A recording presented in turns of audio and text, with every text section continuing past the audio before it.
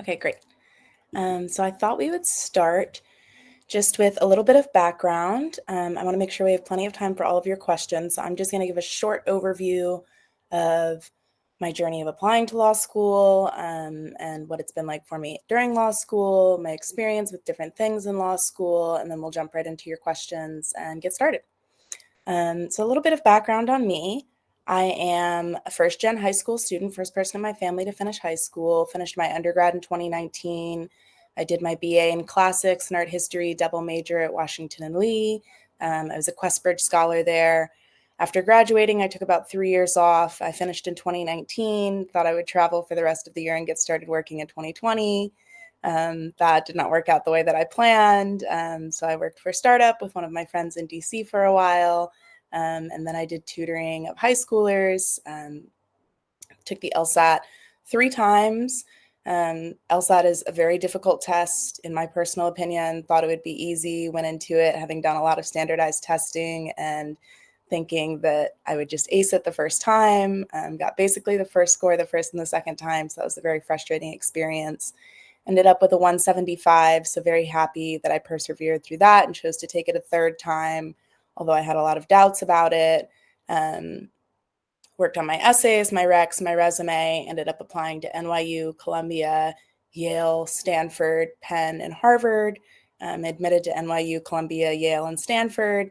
Was able to negotiate a pretty good financial aid package at Stanford and ended up going there. It's my dream school, so very happy to be there with a little bit more than a full tuition scholarship.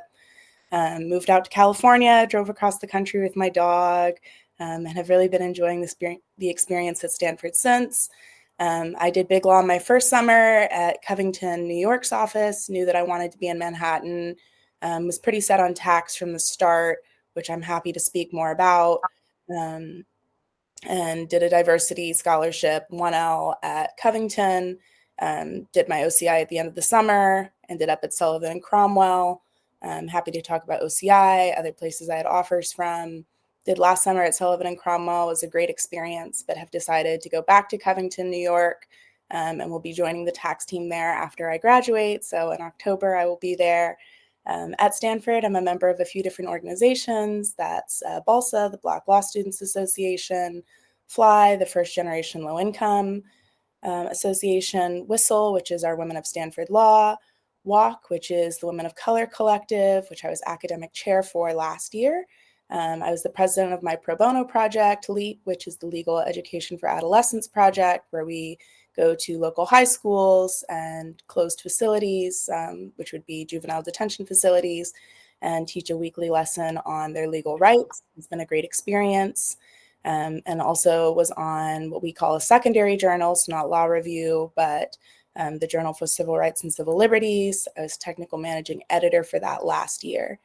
I have done research assistant work for 2 different professors, both of whom are working on books, which has been a really rewarding experience. Great to learn more about the process of writing a book, which I'm now doing and will speak more about, and also a great way to earn money during law school. Also participated in clinic. I did the community law clinic, which I am very grateful to have gotten a book prize for. Worked on 3 different cases for that with members of the local community, an eviction case, an expungement case, and an SSDI disability benefits case. Really great to get some practical experience on that and learn more about doing pro bono work, especially going to a firm that is very supportive of pro bono work and knowing that that's something that I want to be a big part of my practice. I also do a lot of writing in law school. I wrote an article on the desegregation of Stanford Law School, which won the Legal History Paper Prize, fulfilled my research requirement, is going to be published in California Legal History in their upcoming issue, and I'm now working on expanding that article into a book, which I hope will go into publication in 2026. Right now, I'm participating in the Foreign Legal Study program, so I'm studying abroad in Tokyo, which has also been a great experience. I'm a 3L, so I'll be graduating in June and sitting for the bar this summer. So that's a little bit of background on me. All things that I'm happy to speak about: taking the LSAT, applying to law school, thinking about different law schools, the differences between different law schools, what your experience can be like during law school, long-term goals, whether that's big law or something else. So hopefully that is short and sweet, but gives a good overview of what I have going on. I see we've had quite a few people join while I was giving background. So if you need me to go back over anything during the process, please just let me know. But with that being said, I think we will jump into your questions. We have a good 50-ish minutes to go through your questions. So whoever would like to kick things off, I think if you raise your hand or ask to speak, then I can enable your microphone.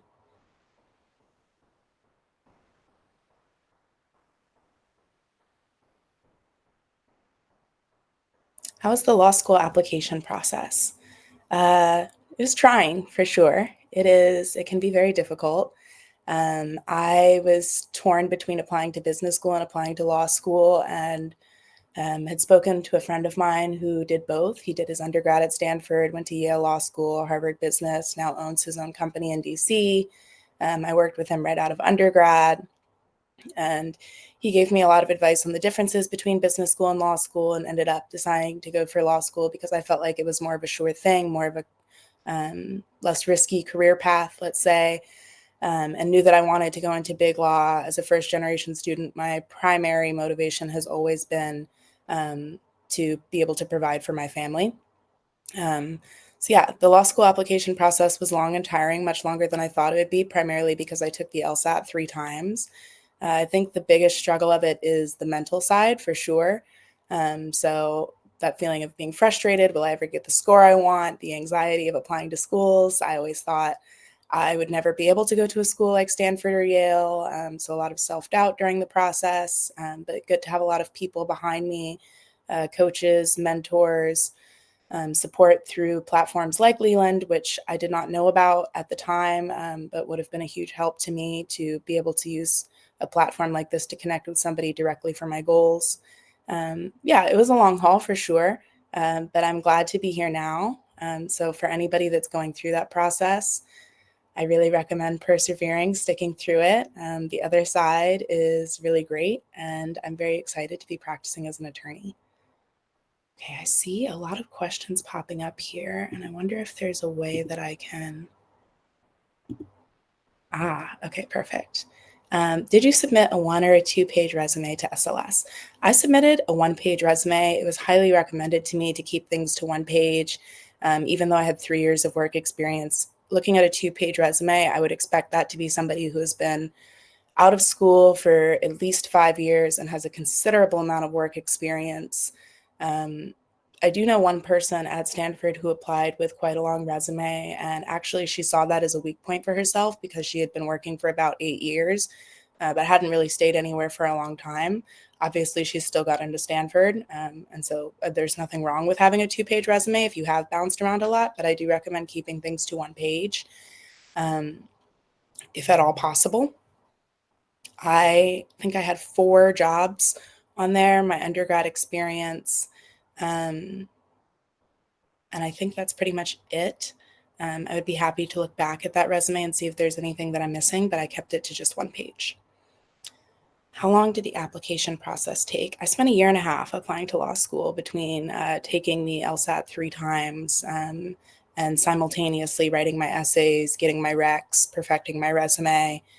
I was expecting it to be much shorter than that, to be honest. I ended up applying a cycle later than I had planned to. I was working part-time, like I said, tutoring high schoolers at the time, which was a really great job for me. It gave me a lot of time to work on my applications, but not have to worry about how I was going to make it through the year to the next cycle. So I do recommend it. If I had it shortened the process and focused on applying in that next cycle, I would have applied with a much lower LSAT score, about 10 points lower. And I don't think, honestly, that I would have gotten the admittances that I did. So looking back in hindsight, very happy that I took that extra time, although I was really unsure about it at the time. I do think it was worth it. What extracurriculars did you do in undergrad? I did not do as many extracurriculars in undergrad as I think I probably should have, which is not something that I really thought about until I was looking at my resume and applying for law school. The main extracurricular that I did was the Shepherd program, which is volunteering in the community, poverty-focused engagement. We have a specialized class on poverty studies at Washington and Lee, and so it offers a lot of real-world experience through volunteering in Central Virginia, The town of Lexington itself, where Washington and Lee is located, is pretty wealthy, but the immediate surrounding area is not. I'm actually from Virginia, not too far away from Washington and Lee, so it was a really good opportunity to engage with the community that I'm from and learn more about the people who live in those rural areas, what they need, how I can help them, which is something that I think has been really beneficial to me going into law school and wanting to do pro bono work. Although I won't be in Virginia, I think a lot of the insights that I gained from that do carry over to other states as well. Outside of that, I was in a few affinity-based groups, the Black Student Union, the women's group there. But during undergrad, I was actually mostly focused on my academics. It was tough for me because I didn't know anybody who had been to college. It was my first time, so I spent a lot of time figuring things out through trial and error, which I think has also been the case for law school. But because I've had a lot more supports behind me, coaching, mentoring, through different platforms, that it's been easier for me to rely on those supports and focus more on the things that I want to do, my goals and what I want to achieve, versus trying to figure everything out on my own. So I'm very grateful for that. And that Leland gives me the opportunity to offer similar supports to other people in similar situations. Could you talk about how to best prepare for law school interviews? Sure. I actually did not do any interviews for law school, but I have interviewed a lot for jobs, and I've spoken with a lot of people, mentoring them in preparing for their law school interviews. I would recommend preparing by prepping for the questions that they're going to ask, the basic questions like, why do you want to go to law school? Why do you want to go to this law school? What are your long-term goals? And there is a fine line of practicing these, right? Because you don't want everything to be scripted. You don't want to have your answers written out. But you do want to be able to give a cohesive answer on the spot when you're asked. And so I found a lot of times in interviews, they start by just saying, like, tell me a little bit about yourself. So it's great to be able to summarize your story in 2 to 5 minutes, depending on the length of the interview, and be able to speak concisely, cohesively, descriptively about what it is that you want to do and why you want to be there. So really thinking deeply about that. And if this is a law school you really want to go to, those are questions that you should be able to answer. Having all of that ready to go, being able to talk about anything on your resume, what you gained from it, how it brought you to this point, and then having a lot of questions prepared for them too. So the things that you want to learn about, these don't have to be questions that you look up, like what are good questions to ask somebody in a law school interview? There are things that you probably want to know about this law school and what sets them apart, whether that be their clinic program, their hiring process, the way that they go about clerkships, different professors, different classes that they offer, student life. These are things that you're going to want to know about, and it allows you to take control of the interview and show them that you're capable of doing something like that. And it gives you the opportunity to, when it comes time to decide which school you want to go to, have real data points that you can use to distinguish between the two. Always happy to work with people one-on-one to prepare for specific law school interviews that they have coming up. How did you prepare for the LSAT? I did a lot of self-studying for the LSAT. I started with the LSAT trainer, which was great. I took the LSAT that still had logic games. So if anybody is taking the LSAT coming up, unfortunately, you will not have logic games, which was my favorite section on the LSAT. Pretty quickly got to a perfect score on logic games. That's the type of thinking that I like to do, that I really enjoy and find myself to be good at. That kind of like Sudoku-based thinking. So I was very happy with my logic game score on my first take. It was logical reasoning that was really my sticking point. And what really turned things around for me was after my second time of taking the LSAT, trying a different approach. I used the loophole book, I used tutoring, I used new test-taking strategies. I worked with a coach to come up with a customized study plan, and all of that really worked for me and got me that 10-point boost from a 165 to a 175, which was really, really helpful. Again, spent a long time studying, learning the test. The LSAT is a very learnable test, but very difficult. I would not say it necessarily tests your intelligence, but your ability to learn these logical ways of thinking that you may or may not use in law school. A lot of people don't find the LSAT to be very relevant to their studies in law school. I do. I see a lot of the logical reasoning coming up in the way that we discuss things, at least at Stanford. So that's just a general overview of how I prepared for the LSAT. Again, very happy to work with people one-on-one to come up with a customized study plan, do tutoring, etc. How would you advise navigating a strong LSAT score during PTs, but not being able to reflect on an actual test day? This is a great question. I was in a very similar position, especially the first time I took it.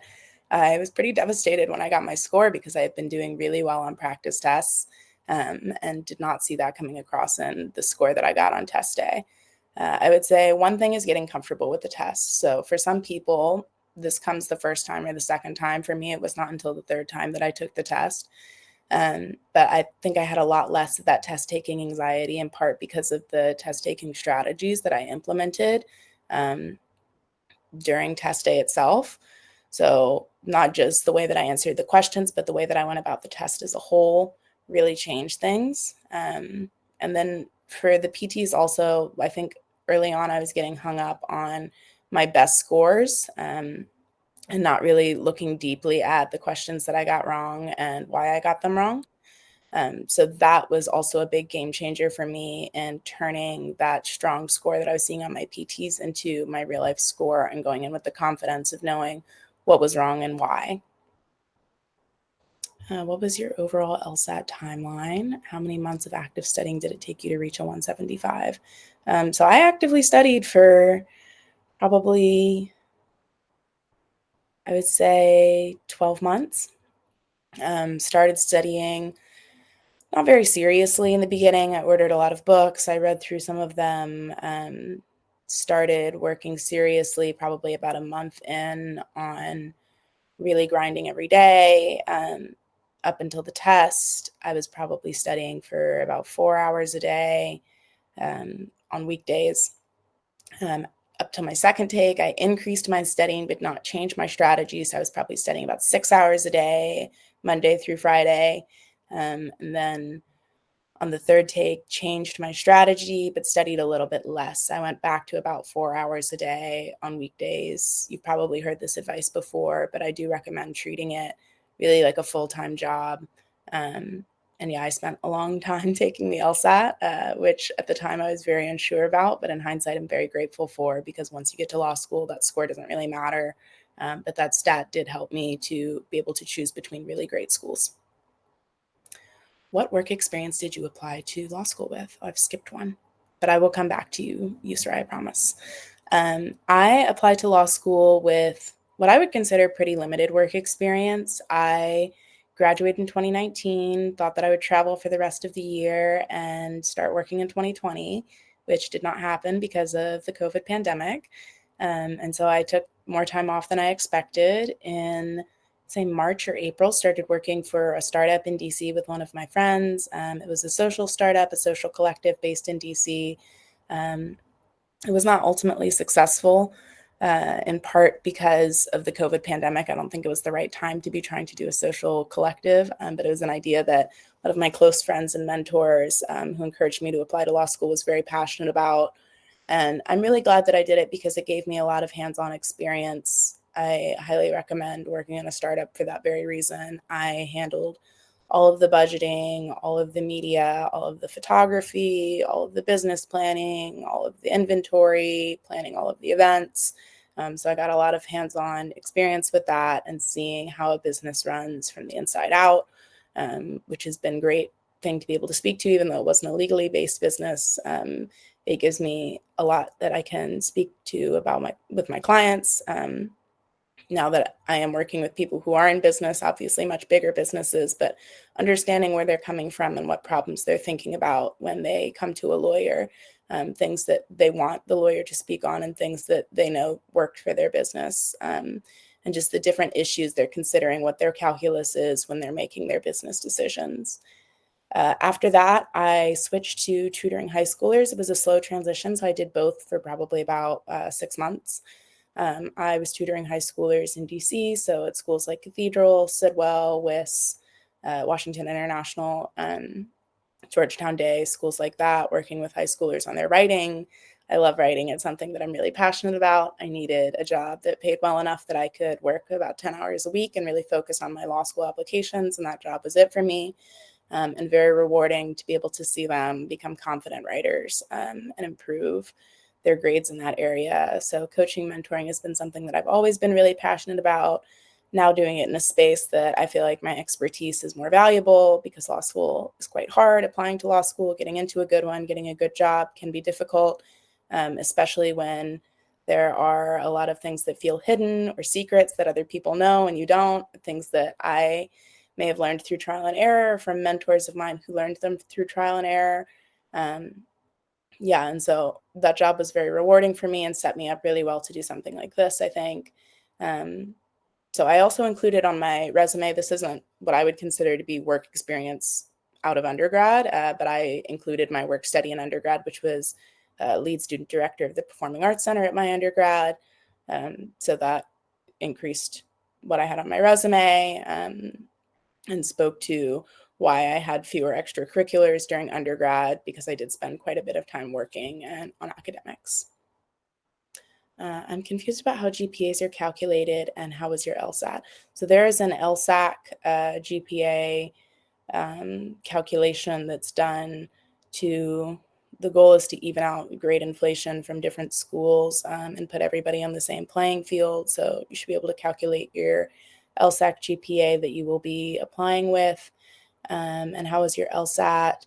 I'm not sure if this means what was my score, was the studying process like? I've spoken a little bit about the studying process. Happy to speak more about it if you have more specific questions. Yusra, I hope I'm saying your name right. And my final score on the LSAT was a 175. First score 164, second score 165, final score 175. How would you describe your writing style in admissions papers? Do you prefer to tell a story, or are you more direct and to the point, etc.?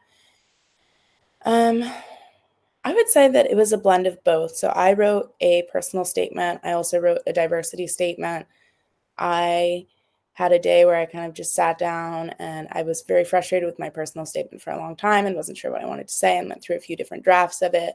And then I had this day where I just sat down and wrote like all 500 words out at once. And that ended up being pretty much my final draft. I got a lot of mixed feedback on. I would say it was a blend of telling a story and being direct and to the point. It started out with, I love a question as an opener when I'm writing. So it started out with a question: what does it mean to be smart? And then told a story that tied together my resume and brought in some different elements from other pieces of my application package, and just told this story about my experience of smart people not having the opportunities that they deserve. And then got more direct and to the point after that. What were my takeaways from that story? That, in my opinion, being smart is not something you're born with, but it's something that's developed through access, and that access is not necessarily equal based on where you come from. And use that as my story of why I wanted to apply to law school. And so, yeah, I finished talking about, this is why I want to go to law school. This is what I want to change.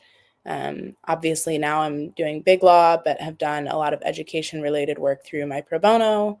I'm not sure if you were on when I gave this background, Greg, so I'll just say it again. I was the president of Legal Education for Adolescents Project, where we teach weekly lessons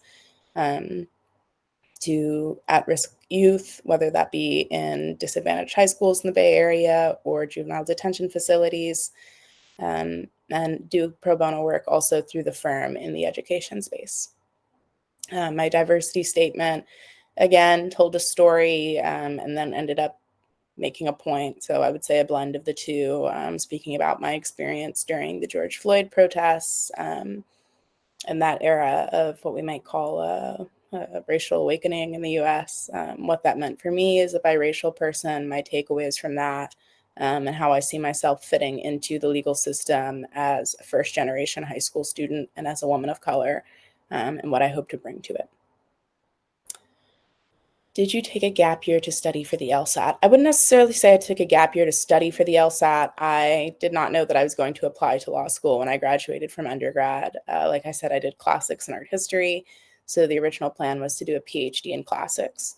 Thought on it for probably about 3 months and realized that I do not want to move to Nebraska or a similar state. Not that there's anything wrong with Nebraska. I just didn't want to move there to have to get a job. Classics jobs are few and far between. So if you want to go into academia as a classicist, you have to pretty much be willing to go wherever you get an offer. And that wasn't me. I wanted to be in California or New York, and law school gave me the flexibility to be able to choose where I wanted to be.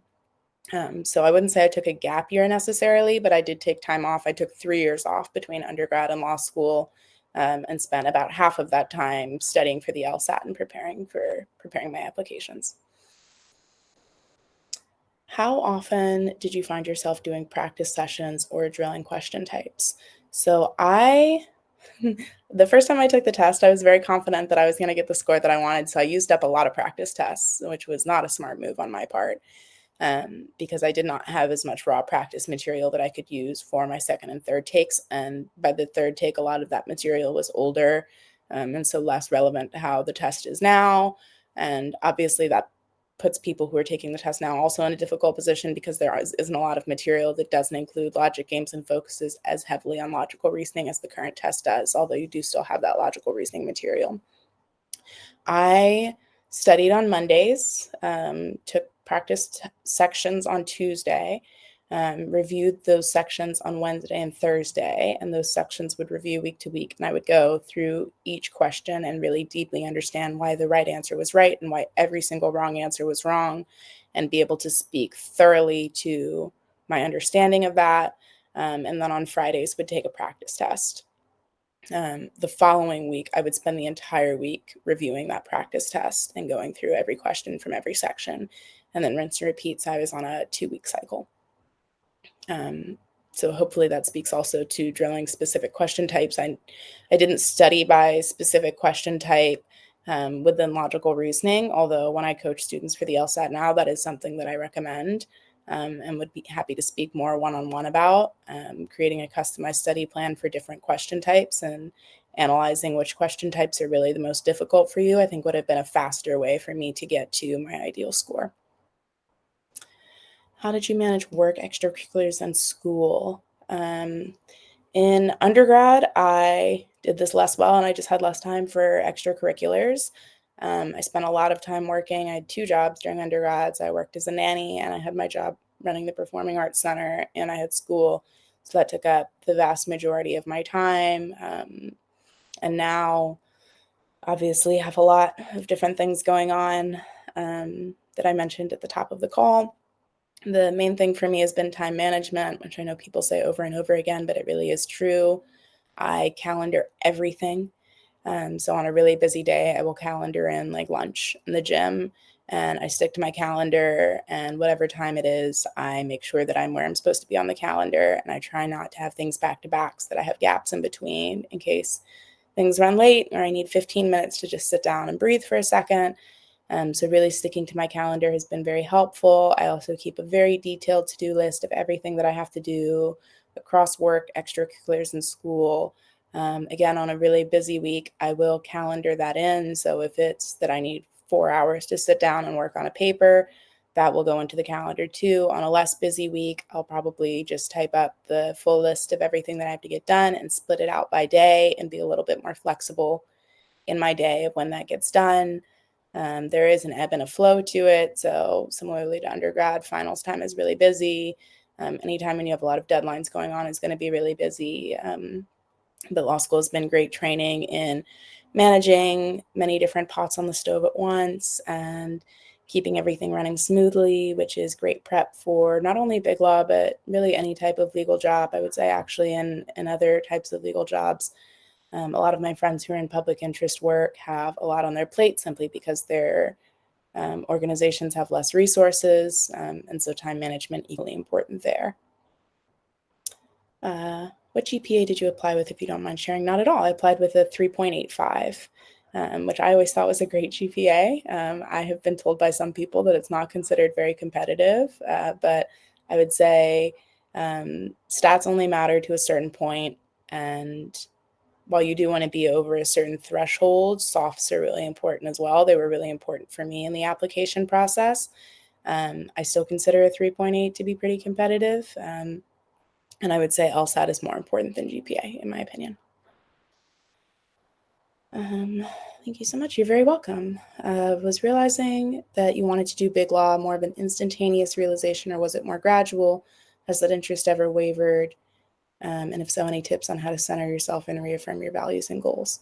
Not too vague or conceptual at all.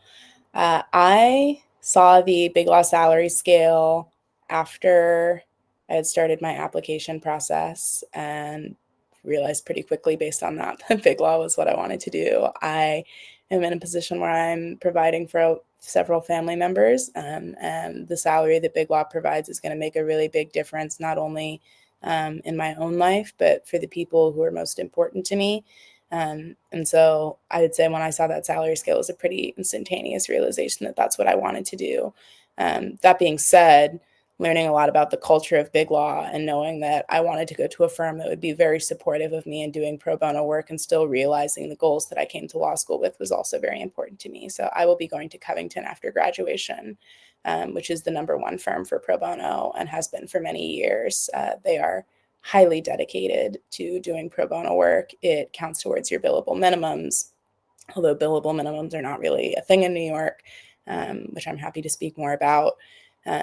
And you are never told that you are wasting time or to get back to your real work instead of doing pro bono. They have a very wide-ranging pro bono practice, and they're very happy for their attorneys to bring in their own pro bono work as well.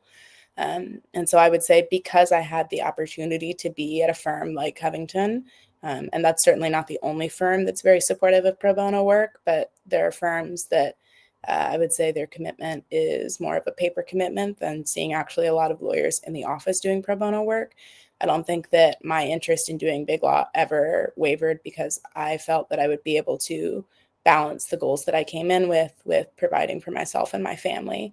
I do see a lot with my fellow students, the flip side, people who came in wanting to go to public interest and see people making big law money and their interest wavers. And I would say there's nothing wrong with that. If you want to start in big law and pay off your loans or build up some savings and then enter the public interest world, that's definitely a possibility. Um, and if you are centered on pro bono and you're sure that's what you want, or public interest, and you're sure that's what you want to do, then really reminding yourself why you got into it, I think, is the best way to realign and recenter on those goals. And engaging in a lot of that type of work throughout law school can be a great reminder of this is why we do what we do. I can only speak to Stanford because it's the only place I've been to law school, but I'm sure this is true of other schools, that there are a lot of opportunities to do real hands-on work in the community and make a difference in someone's life.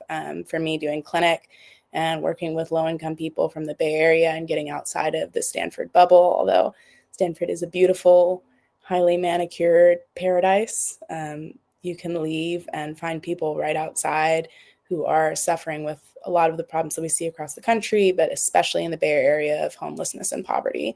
And so being able to make a real difference in their life and look them in the eye and speak to them one-on-one and have them shake your hand and say, thank you so much, I really appreciate what you've done, really reinforces your desire to continue doing that kind of work, regardless of the paycheck that comes with it. So hopefully that answers your question fully, and also happy to speak more on specifics of big law, pro bono, public interest work, if that's helpful.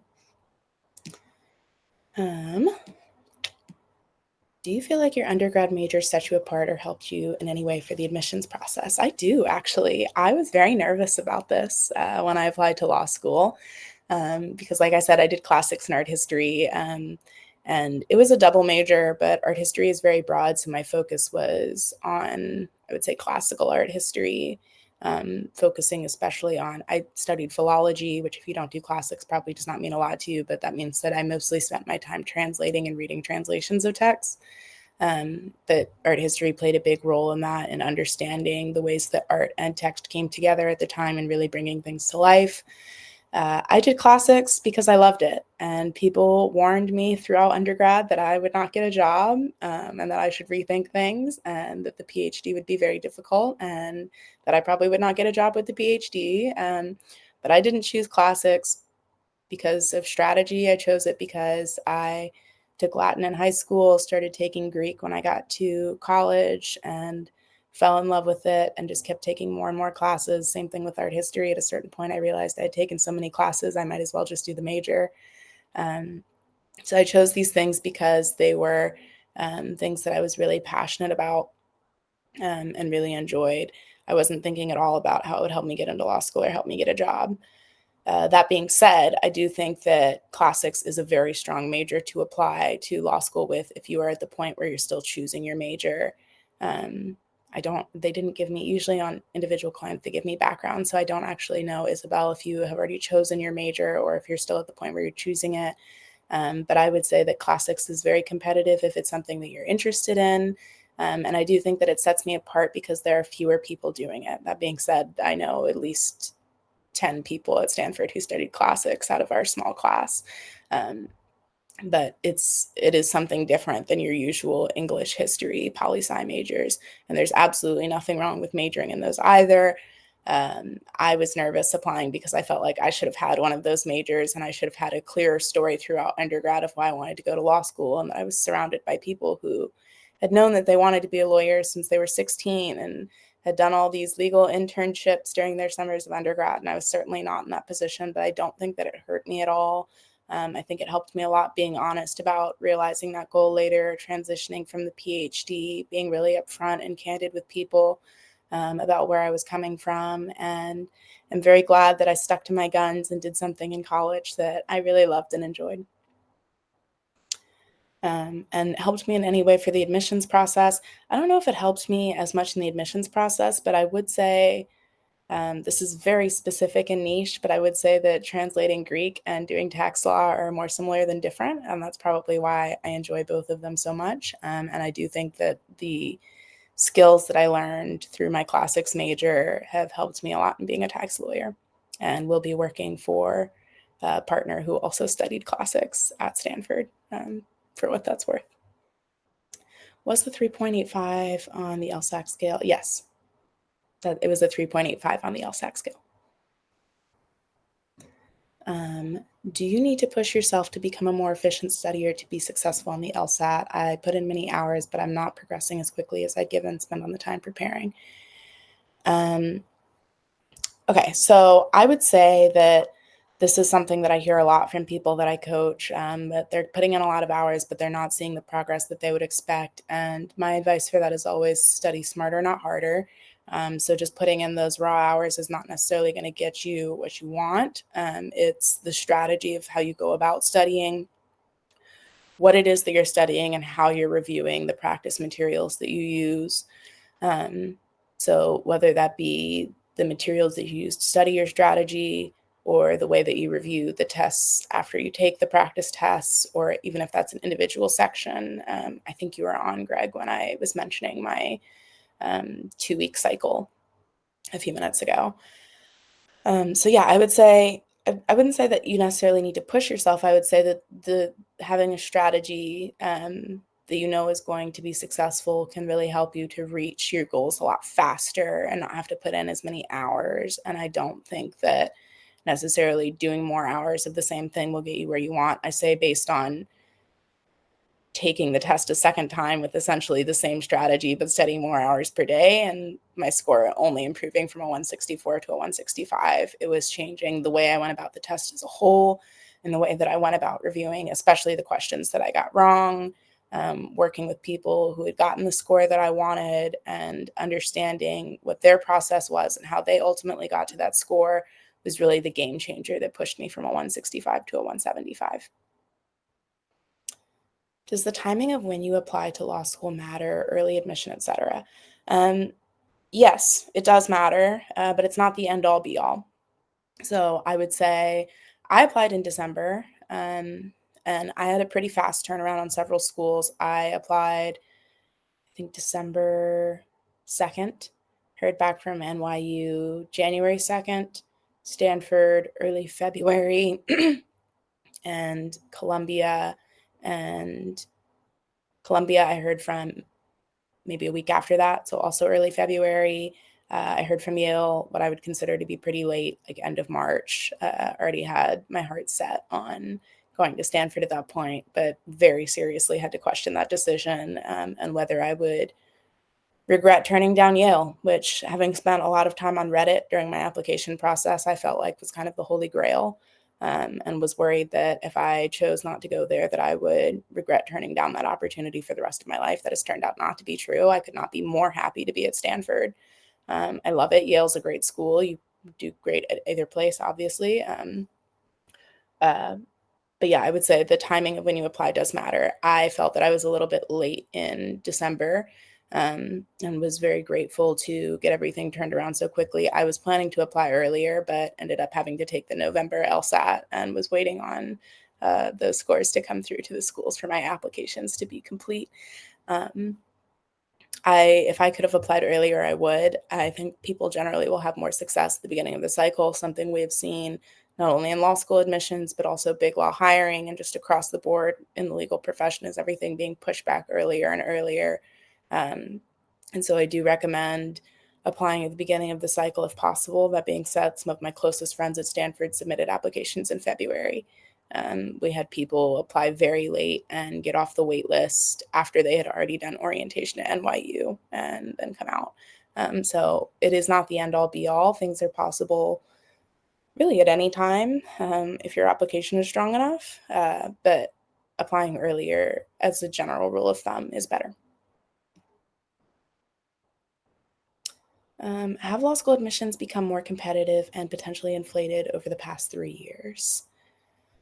Um, that's a tough one. I think I would say yes. I wouldn't say just over the past 3 years. I would say based on, in comparison to my mentors who applied to law school between the early 2000s and 2010, were applying in a very different landscape than people applying from 2015 onward, and that things have definitely gotten more competitive. I think, especially with the economic situation right now, a lot of people are considering law school as a career that is going to offer them some financial stability in their life. And that there's also a big interest in law school right now. And so I would say things have become more competitive for sure.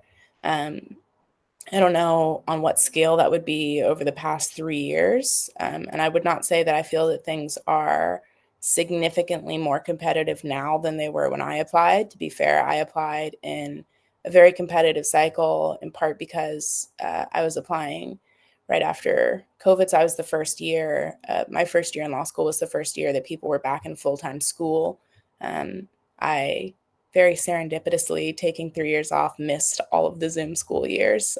So I have only done full-time in-person school. But because I was applying in that cycle, there were a lot of people who had been admitted the previous year and deferred, knowing that they did not want to do their 1L on Zoom and were waiting to be able to do that full year of in-time school. So the year that I applied, there were a lot less spots for incoming applicants because there were so many deferrals. So I did apply during a very competitive cycle, and maybe that's why I feel that things aren't significantly more competitive now than they were then. Generally, when you're talking about this level of firms and schools, things are always going to be quite competitive. And so I try not to think about that as much. Obviously, you want your application to be competitive, but at a certain point, I felt that comparing myself to others was just not doing healthy things for me mentally. And so chose to really just focus on putting my best foot forward. And if it was meant to be, then it would be.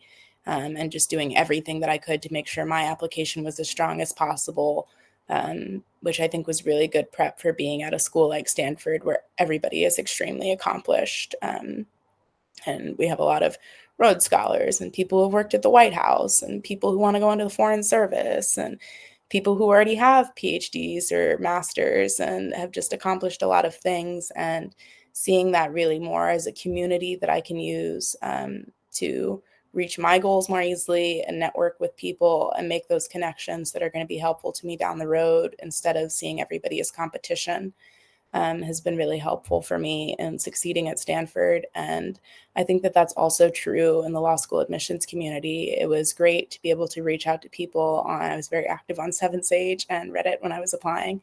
And some of those people, now that we have been admitted to different schools, are still friends to this day. And being able to support each other through that process rather than feeling like I'm fighting against everybody was a really helpful mindset for me going in.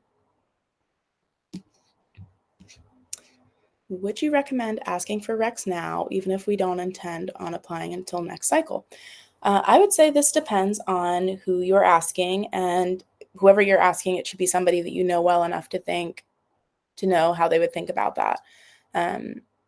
So I asked my recommenders probably about a year before I applied, in part because I didn't think I would be taking the LSAT again and studying for so long. So I thought I was asking them just maybe like max 6 months in advance, but it ended up being more like a year.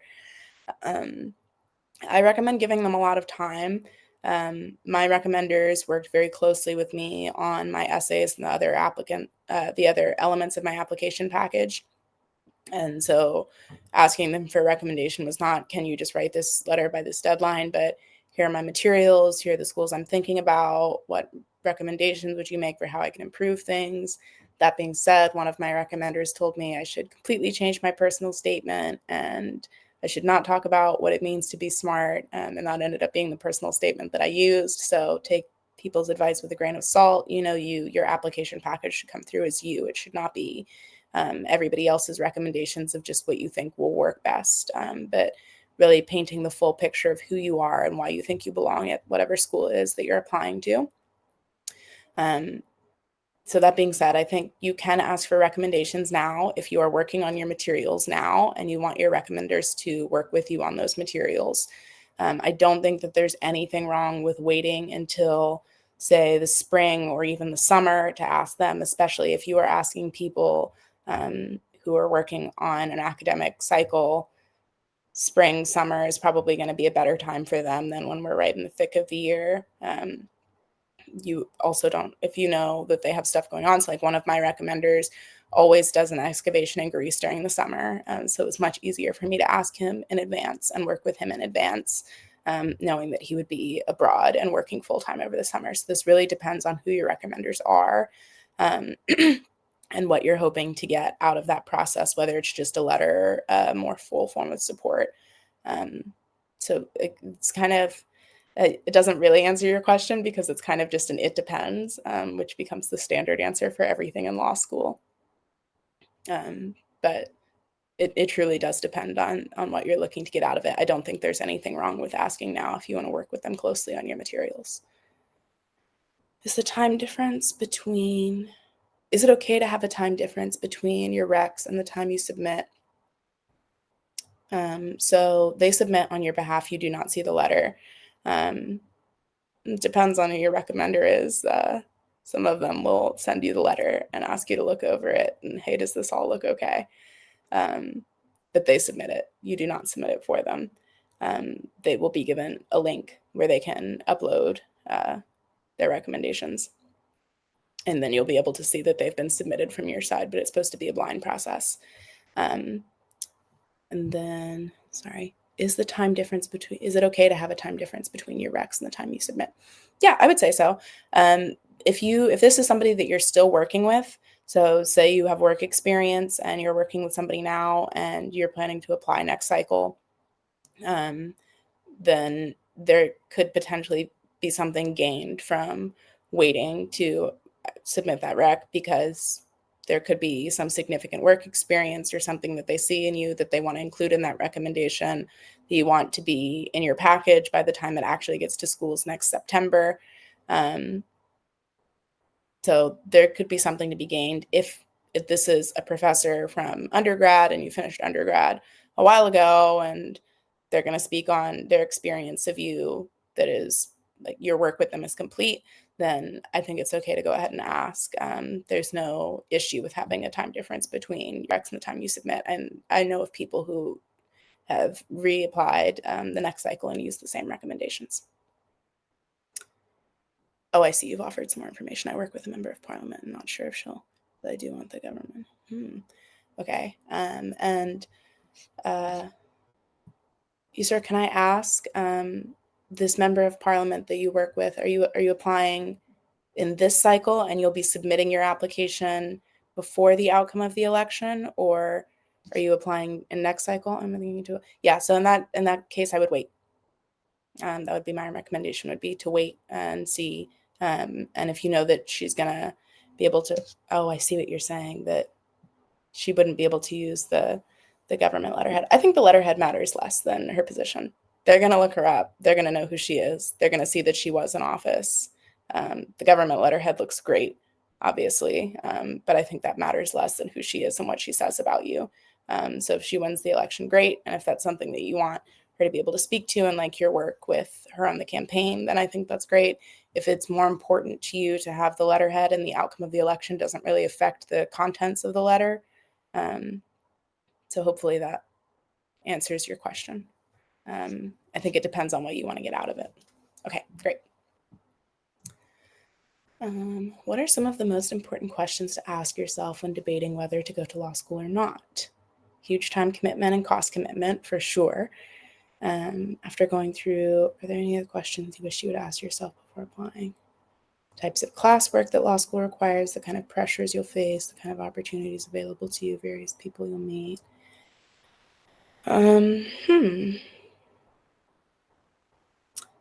I don't know that, so I'll go through these one by one, and then just generally, if I have additional thoughts, I'll offer those too.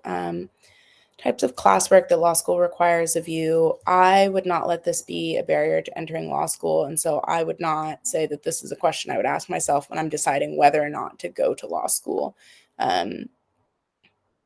Types of classwork vary between different schools. So this is a question I might ask myself when I'm choosing between different schools that I've been admitted to, but not whether or not I would apply to law school.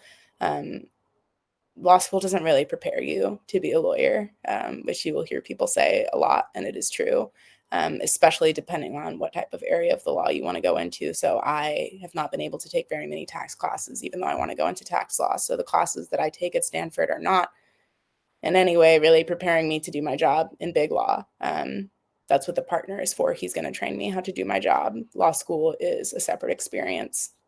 And I would not ever let the type of classwork deter me from going to law school. That being said, I don't take a lot of what we call doctrinal classes or black letter law classes. I did during 1L, obviously, because it's required, but I take now a lot of seminars, and I spend a lot of time working on my book.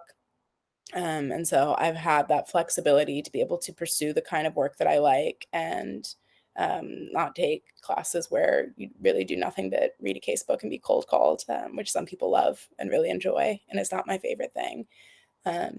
That's something that I would consider, again, choosing between schools, is the flexibility of coursework and being able to make your own path and really pursue the things that you enjoy. The kind of pressures that you'll face, the opportunities available to you. I would say that these two balance each other out, and that's really that is something that I would ask myself when applying, but it's really a personal question that you have to weigh for yourself. There are a lot of pressures of applying to law school. Ideally, you have a lot of supports to guide you through that. For me, I felt that the opportunities that I would get out of it would be worth the grind of making it through and having that JD next to my name and being able to pursue this career path that would offer me and my family a lot of stability.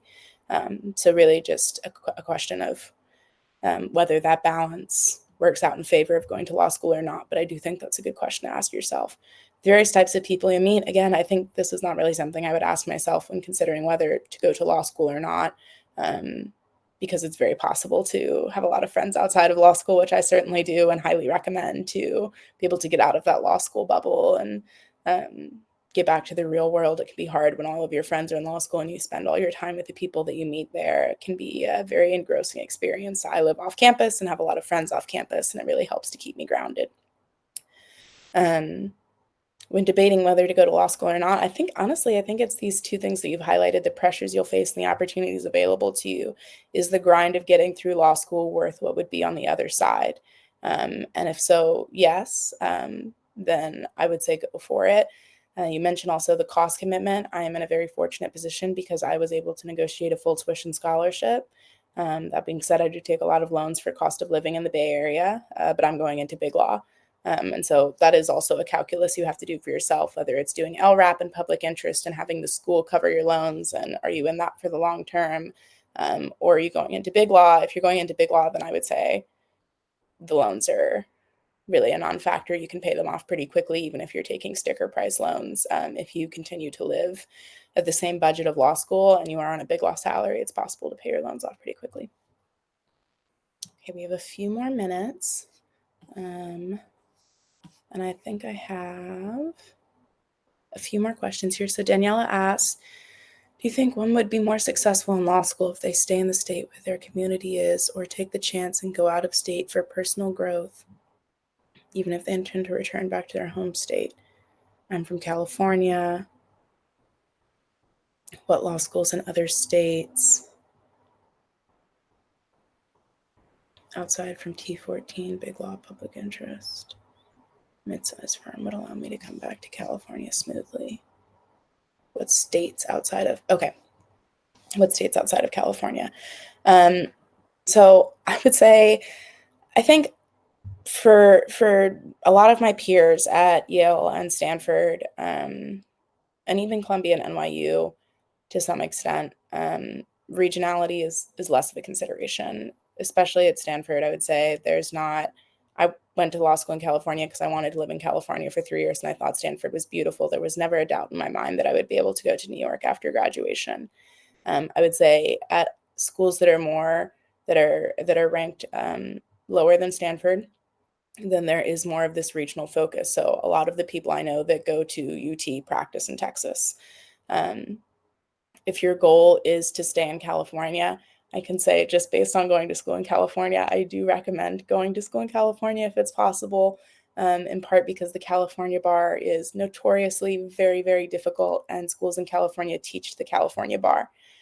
So when I'm at Stanford, they're teaching us California law, which for something very important like property and the concepts of community property are treated very differently in California and New York. And so I'm essentially going to have to learn how property works in New York on my own for the bar, versus for my peers that are going to be practicing in California, they learned what is going to be happening in that state, prepares them well for the bar, prepares them well for practice. That being said, it's not impossible.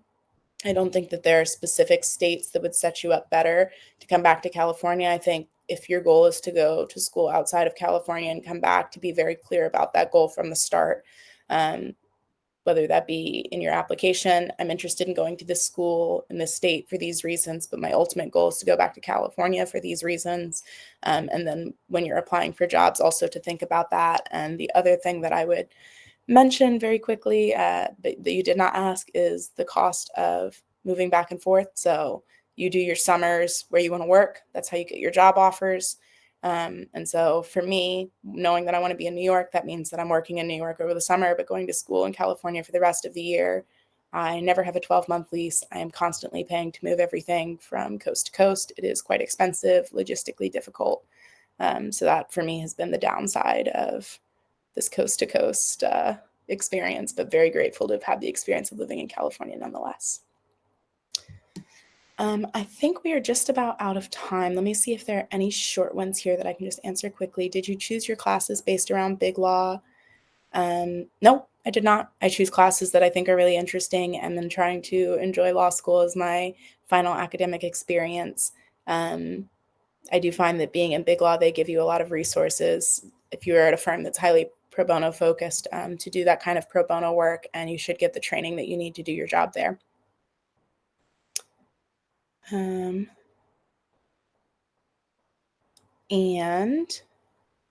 my answer was that I think that applying for recommendations now, if you're applying next cycle, is fine. It depends on what you want to get out of it. So if you want to work with them on your application materials, it'd be better to start sooner than later. If you think there's something to be gained in the contents of the letter between now and, say, late spring, early summer of next year, then I would hold off to make sure that content makes it into the letter.